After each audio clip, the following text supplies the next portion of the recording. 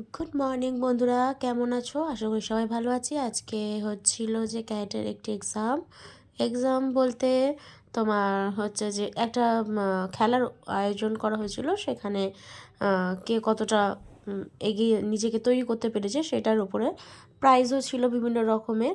তা আমি রেডি হয়ে নিয়ে ওকে সকাল 8টার মধ্যে বেরিয়ে গেছিলাম।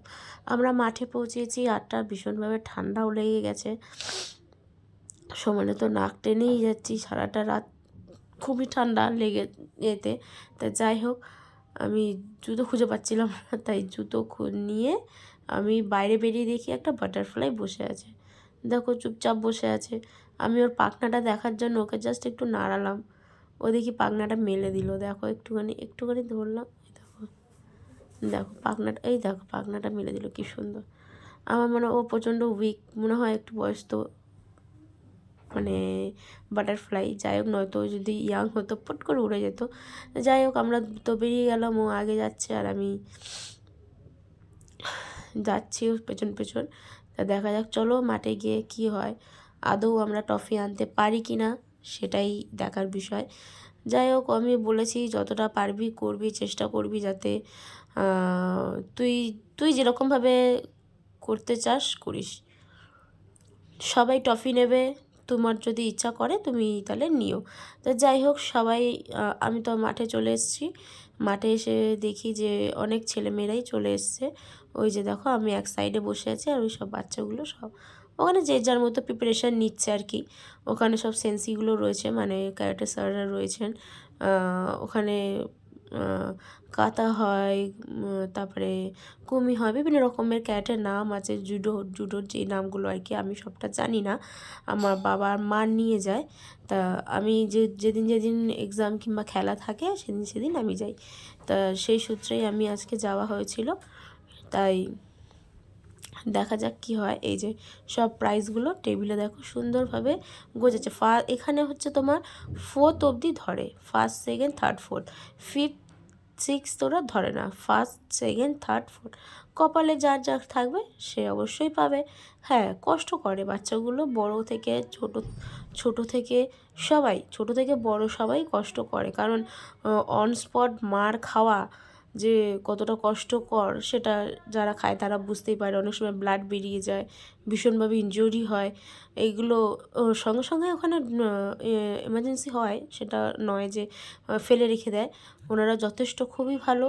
আমাদের এটা বেলেঘাটার মধ্যে। আর যদি কেউ এখানে ভর্তি হতে চাও তাহলে আমাদের যদি ইউটিউবে চ্যানেল দেখো, ইউটিউব থেকে যদি দেখো আমাকে কমেন্ট বক্সে এসে বলে যেও। আর যদি ফেসবুক থেকে দেখো তাহলে আমাকেও কমেন্ট বক্সে বলো কোথায় শেখায়, আমি কে শেখায় আমি বলে দেবো অল ডিটেলসটা।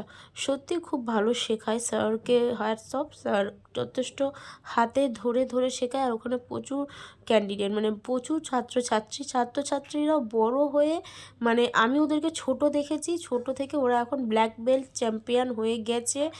দেন ওরা এখন হোস্টের কাজ করে, বুঝতে পারছো? মানে ওদেরকে ক্লাস করতে দেখেছি, ক্লাস করতে করতে ওরা বড় হলো সেন্সি। এখন এখন ওরা মনে হয় সেন্সির যোগ্যতাও মনে হয় পেয়ে গেছে মনে হয়। ওই যে চারজন চারটে কোণে বসে থাকে হোয়াইট অ্যান্ড রেড ফ্ল্যাগ নিয়ে। এবার এখানে খেলা স্টার্ট হয়ে গেছে। এবার এক একজন করে দুজন করে ক্যান্ডিডেট ডাকবে, একটা একটা করে খেলা হবে। এগুলো একটা কাথা হবে, বিভিন্ন রকমের কাথার নাম থাকবে, বিভিন্ন রকমের কাথা করবে। এবার তার ওয়াইজ নাম্বার হয়, সেই নাম্বার ক্যারি কত, যে যত নাম্বার করতে পারবে সে ফার্স্ট সেকেন্ড থার্ড ফোর্থের মধ্যে থাকবে। তো সেরকমভাবে অ্যাজ ইউজুয়াল চলছে। তাই এটা খেলা স্টার্ট হয়ে গেছে। এটা ফার্স্ট স্টেপ গেল, সেকেন্ড থার্ড 3টে স্টেপে হয়। তো ঠিক আছে, তা যাই হোক, তা ওদের মধ্যে খেলা হয়ে গেলে সঙ্গে সঙ্গে ওরা বাঁশি বাজিয়ে দেবে। আর হচ্ছে তখন ওদের রেজাল্ট বেরিয়ে গেলে ওরা তখন চ্যাম্পিয়ন হিসাবে বলে দেয়। মার খায়, পড়ে যায়। এবার সবথেকে বেশি ভালো লাগে একদম ছোটো ছোটোরা যখন মানে কুমি করে, মানে মারামারি করে আর কি। ওদের মারামারিটা দেখতে বেশি ভালো লাগে।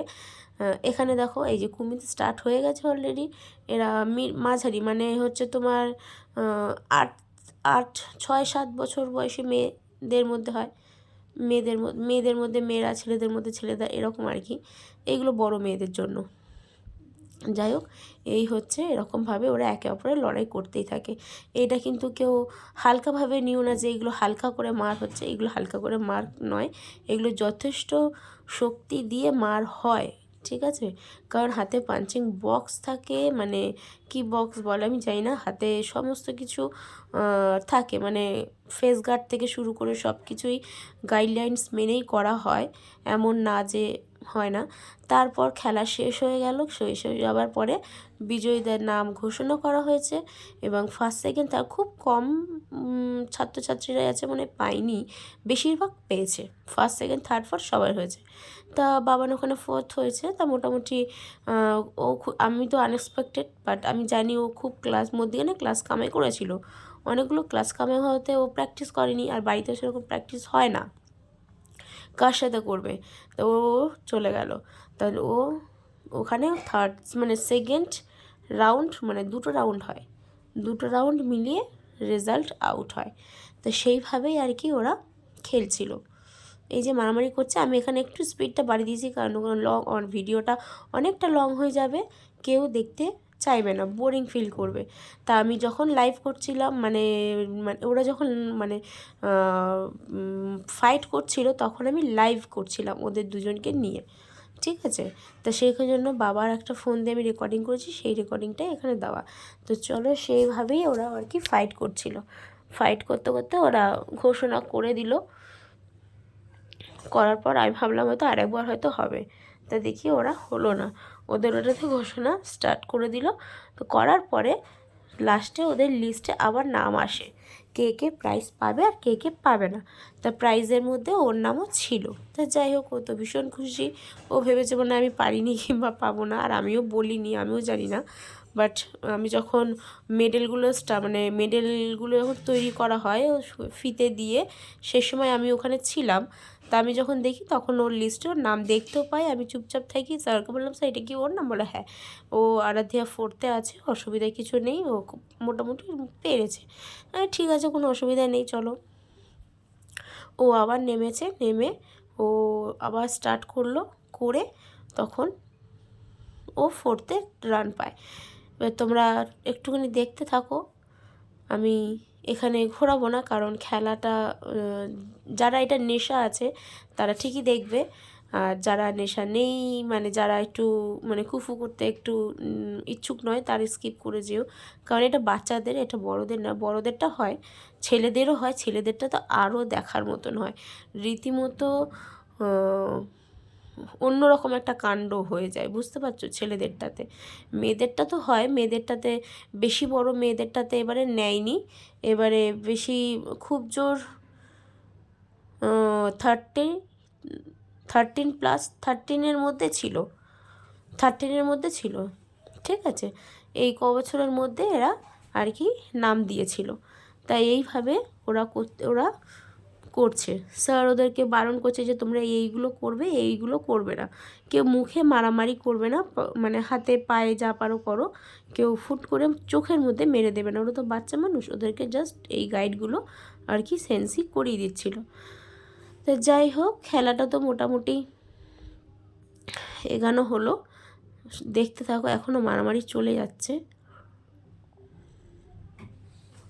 তো যাই হোক, আস্তে আস্তে ওরা খেলাটা কন্টিনিউ করছে, এখনও ওদের টাইম শেষ হয়নি, একটা টাইম ধরে বেঁধে দেয় যে এই টাইমের মধ্যে হবে, এই টাইমটুকুনি তোমরা করো। তো সেই টাইমটুকুনি মানে তাও তোমার 3-4 মিনিট মতন হবে, 3-4 মিনিট মতন পর ওরা আর কি একে অপরকে ছাড়বে। তো যাই হোক, তা ওরা সমস্ত কিছু করলো, করে টোরে লাস্টে ওদের নাম ঘোষণা করা হবে। ভিডিওটা আমি স্পিড বাড়ালাম, কিন্তু ওরা কেন যে এখনও স্পিডটা এত স্লো দেখালো বুঝতে পারলাম না। যাই হোক, ওদের থার্ড রাউন্ড এটা ওদেরকে যত মানে অ্যালার্ট করা হয় তত ওরা হিসেবে রাউন্ড হিসেবে করা হয়। তা ওদের এটা থার্ড রাউন্ড আর কি মনে হয় চলছে, কারণ ওদের দুবার অলরেডি হয়ে গেছে, এটা নিয়ে